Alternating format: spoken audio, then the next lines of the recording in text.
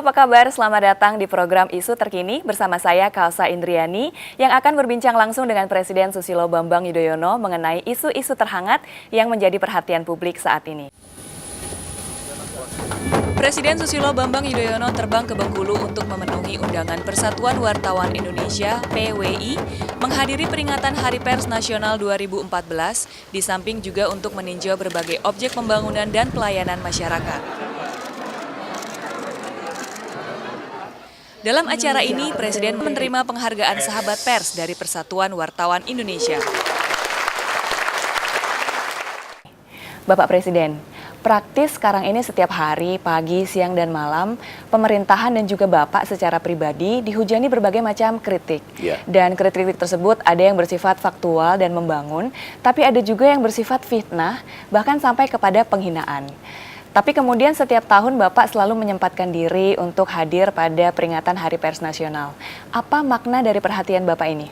Ya, Kausa, saya memang memilih untuk tetap dekat dengan pers, ya, untuk terus mendukung kemerdekaan pers, karena saya punya keyakinan yang kuat bahwa kemerdekaan pers itu adalah pilar demokrasi dan juga baik untuk membangun good governance yang menjadi agenda besar di negeri kita. Dan jangan lupa, dulu saya juga salah satu pelaku sejarah untuk sebuah kemerdekaan pers di awal reformasi kita, tahun 1998, 1999, tahun 2000, baik dalam kapasitas saya sebagai pelaku reformasi internal TNI dan juga dalam konteks reformasi secara nasional.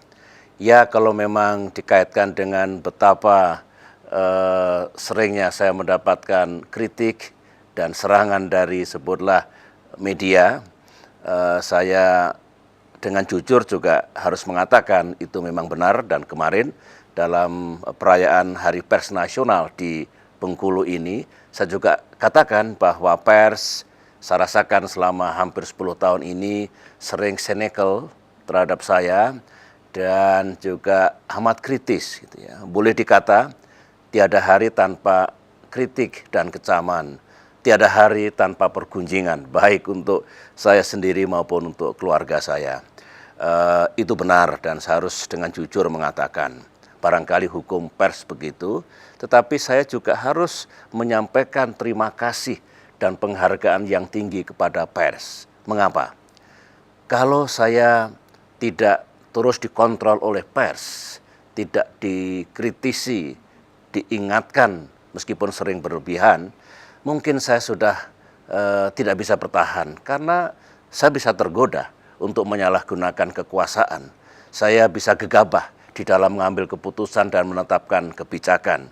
Dan banyak contoh di dunia ini, pemimpin yang pantang dikritik, pemimpin yang tidak mau mendapatkan serangan politik apapun, akhirnya tidak bisa bertahan. Karena rakyat tidak bisa menerima kehadirannya sebagai pemimpin. Oleh karena itu, sekali lagi ada juga gunanya dan saya mengucapkan terima kasihlah kepada pers yang terus mengkritisi saya. Baik Bapak, kita sering sekarang ini mendengar keluhan dan juga kritik dari masyarakat umum atas perilaku sebagian dari pengelola media yang kemudian bersifat partisan. Misalnya, mereka menggunakan frekuensi publik untuk kepentingan pribadi dan juga golongannya. Bagaimana Bapak melihat kritik terhadap media ini, Bapak? Kemarin dalam Hari Pers Nasional yang dilaksanakan di Bengkulu, itu juga menjadi perhatian yang kuat justru dari komunitas pers sendiri. Mereka sebetulnya tidak suka dan menolak kontrol, apalagi secara berlebihan dari pemilik modal, pemilik media pers itu sendiri. Saya juga sempat mengatakan di hadapan komunitas pers itu bahwa kontrol kekuasaan terhadap pers sebagaimana yang berlaku di sistem yang otoritarian itu buruk. Sama buruknya dengan kontrol pemilik modal terhadap pers. Karena di samping bertentangan dengan kode etik jurnalistik, itu juga tidak sesuai dengan prinsip-prinsip pers yang harus fair dan balance, yang harus dijunjung tinggi.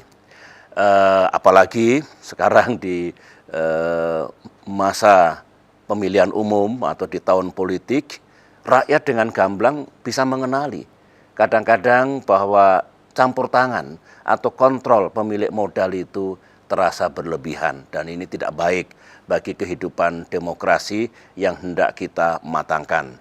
Saya harus mengatakan bahwa kalau dulu agenda reformasi gelombang pertama, hilangkan kontrol negara, kontrol kekuasaan terhadap pers, maka agenda reformasi gelombang kedua, sekarang ini dan ke depan, menurut saya, mari kita hilangkan kontrol pemilik modal terhadap kemerdekaan pers yang sehat. Itu pesan saya. Secara normatif kita menyadari Bapak bahwa pers yang sehat itu baik bagi masyarakat dan juga baik bagi pemerintahan yang Bapak pimpin.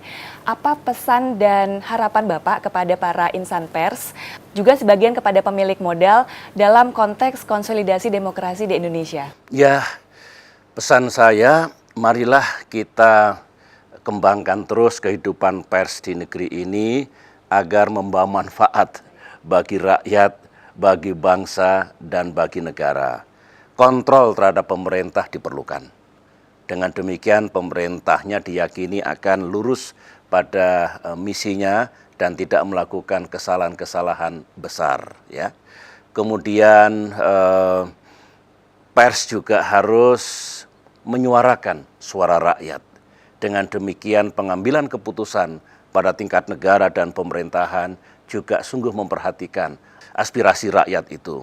Yang penting di era kebebasan pers yang di sana-sini terus terang ada eksesnya, ada yang kebablasan, jangan merugikan negara. Misalnya pemberitaan buruk yang berlebihan sering itu tidak mengembangkan investasi karena orang takut untuk berinvestasi di Indonesia karena digambarkan negaranya banyak kekerasan, rusuh, dan sebagainya.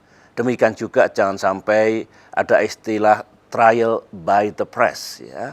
Rakyat sudah dihakimi sebagai bersalah, padahal dia belum tentu bersalah.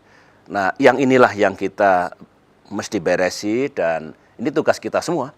Tugas pers, tugas seluruh rakyat untuk memastikan kehidupan persnya sehat dan dinamis. Baik, terima kasih atas penjelasannya Bapak. Demikian penjelasan Presiden Susilo Bambang Yudhoyono tentang pengembangan pers yang sehat agar pemerintahan dan masyarakat kuat dalam rangka Hari Pers Nasional 2014.